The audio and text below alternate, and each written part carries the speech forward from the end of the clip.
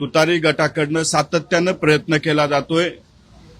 तुतारी गटाचं जेवढं स्वतःच्या पक्षावर लक्ष नाही तेवढं लक्ष हे आमच्या पक्षावरती आणि आमच्या पक्षातल्या नेत्यावरती आहे।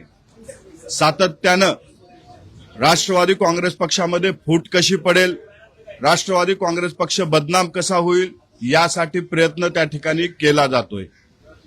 आम्हाला एक माहिती अशी भेटलेली आहे की रोहित दादा पवार यांनी राष्ट्रवादी काँग्रेस पक्षात फूट पडण्यासाठी राष्ट्रवादी काँग्रेस पक्षाचे नेते बदनाम करण्यासाठी 5 कोटी रुपयाचं पॅकेज हे एका एजन्सीला दिलेलं आहे।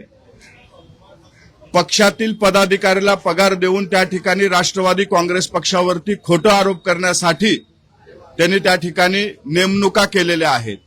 त्यांच्या पक्षाचे पदाधिकारी सातत्यानं राष्ट्रवादी काँग्रेस पक्षाला बदनाम करण्याचं काम हे त्या ठिकाणी करत आहेत। राष्ट्रवादीमध्ये कशी फूट पडेल, राष्ट्रवादीमध्ये कसे भांडणं लागतील यासाठी सातत्यानं प्रयत्न केला जातोय।